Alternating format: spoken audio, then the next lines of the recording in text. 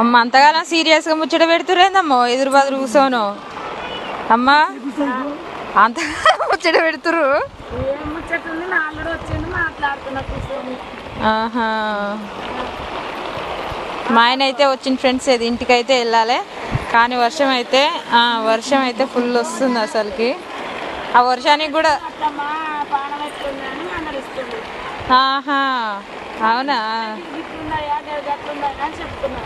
ఆహా